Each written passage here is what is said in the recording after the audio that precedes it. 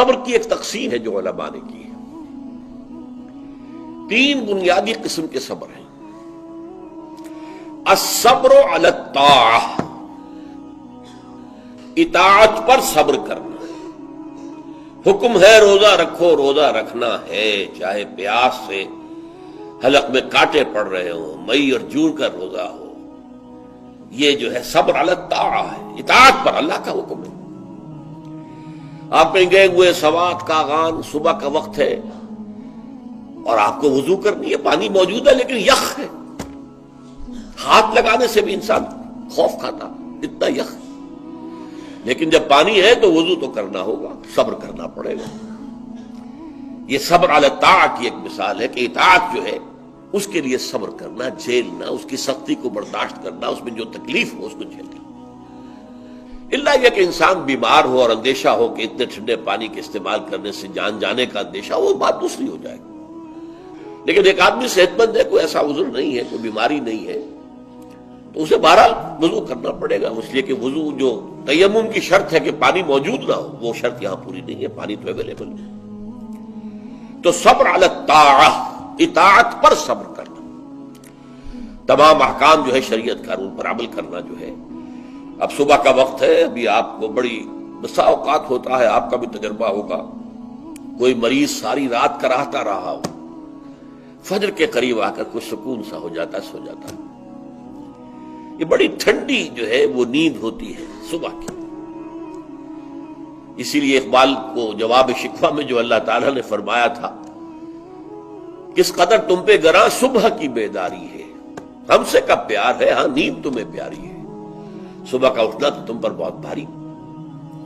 یہ صبر علی الطاعہ، صبر علی الطاعہ ہوگا کہ کچھ بھی ہے، بہرحال فجر کا وقت ہو گیا ہے، اٹھنا ہے، لازماً اٹھنا ہے.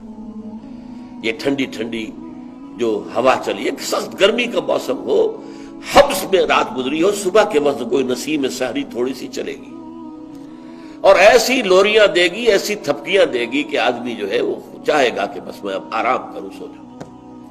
اٹھنا ہے، نماز کا وقت ہے، نماز فرض ہے. تو الصبر علی الطاعہ. دوسرا صبر ہے الصبر عن المعصیہ، معصیت سے رک جانا، صبر کرنا. کوئی لذت ہے کام و دہن کی لیکن ہے ممنوع، غلط ہے، حرام شے ہے، لہذا رکنا ہے. یہ ہے صبر عن المعصیہ. وہ ہے صبر علی الاطاعہ، اور یہاں آئے گا عن الصبر عن المعصیہ، معصیت سے اپنے آپ کو روکنا، بچانا. ٹیمپٹیشنز کتنی بھی ہوں، کتنا بھی جو ہے اس کے لیے آپ کے نفس کی طرف سے تقاضا ہو رہا ہو، کتنا ہی اندر سے وہ جذبہ ابھر رہا، روکنا، تھامنا، بند لگا دینا آگے. یہ صبر ہے. تیسرا صبر ہے صبر علی البلاء یا صبر علی الایذاء، آزمائش پر صبر کرنا اور ایذا پر صبر کرنا. اور صبر عن الطبع، یہ صبر علی البلاء جو ہے، اللہ تعالیٰ جو امتحان لیتا ہے انسان کا، ابتلاء، آزمائش. اللہ کی راہ میں جہاد کرنے میں ابتلاء آ رہا، آزمائش آ رہی ہے، جان دینا پڑے گی، مال دینا ہے. یا اور اسی طرح سے اللہ کی طرف سے آزمائش آ گئی ہے، آپ پر کوئی مصیبت آ گئی ہے، آیا اس میں آپ صابر رہتے ہیں یا اول فول بکنا شروع کر دیتے ہیں اللہ کے خلاف؟ اجی ہمارے ساتھ تو اللہ نے کبھی کوئی خیر کیا ہی نہیں، سب بھول گئے جو بھی اللہ تعالیٰ نے پہلے احسان کیے تھے، کیونکہ ایک آزمائش آ گئی. تو صبر علی البلاء. اب اس کے 2 حصے ہیں جو میں نے بیان کیے. ایک ہے صبر علی الایذاء، آپ اسلام کی دعوت دے رہے ہیں، کوئی آپ کو ایذا پہنچاتا ہے، سخت ایذا پہنچاتا ہے. یہ ایذا وربل بھی ہو سکتی ہے، یہ ایذا فزیکل بھی ہو سکتی ہے. وربل ایذا، پاگل ہو گیا، تمہارا دماغ خراب ہو گیا، تمہاری عقل الٹی ہو گئی، اوندھی ہو گئی، تم کسی کوئی بری جو روح ہے اس کے زیر اثر آ گیا، کوئی جن تمہارے اوپر قابض آ گیا، شیطان. یہ کیا ہو رہا ہے؟ وربل ایذا، زبان سے سکھایا جا رہا ہے. اور ایک یہ کہ مارا جائے، پیٹا جائے، جیل میں رکھ دیا جائے، بھوکا رکھا جائے، ایذا پہنچائی جائے۔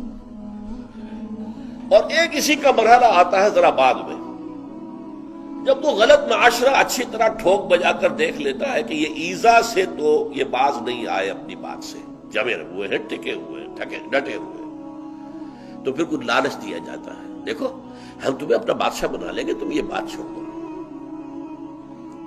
دیکھو ہم تمہیں قریش کی جس عورت کی طرف اشارہ کر دو جس کا حسن تمہیں اچھا لگے، ہم اس سے شادی کر دیں گے تمہاری، تمہیں جتنا مال و دولت چاہیے تمہارے قدموں میں ڈال دیں گے، تمہارے بتوں کو برا رکھو، یہ نہ کہو یہ باطل ہے۔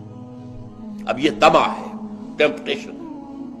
ٹیمپٹیشن کے مقابلے میں رکنا ایذا کے مقابلے میں رکنے سے زیادہ مشکل ہے، جس کی ایک بہت بڑی مثال جو ہے امام احمد ابن حنبل کی زندگی میں ہے کہ جب مسئلہ خلق قرآن پر جب انہیں جیل میں ڈالا گیا، مارے ماری گئی، الفاظ یہ آتے ہیں تاریخ میں کہ انہیں وہ مار ماری گئی کہ اگر ہاتھی کو بھی وہ مار ماری جاتی تو چنگھاڑ اٹھتا، لیکن ان کے آنکھوں میں کبھی آنسو نہیں آئے، برداشت نہیں۔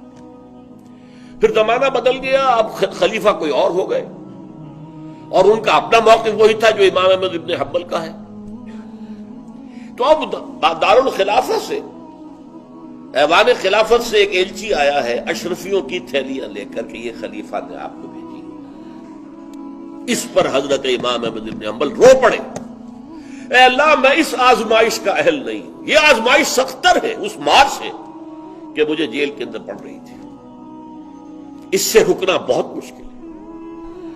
تو میں نے یہ صبر کی قسمیں آپ کو گنوا دی، صبر علی الطاعہ، صبر عن المعصیہ، نمبر 3 صبر علی البلاء، علی الابتلاء، اس کی 2 قسمیں، صبر علی الایذاء، اس کی 2 قسمیں، زبانی کلامی وربل یا فزیکل جسمانی طور پر تکلیف پہنچا کر، اور پھر صبر عن الطمع، ٹیمپٹیشنز کے مقابلے میں اپنے آپ کو روکے رکھنا۔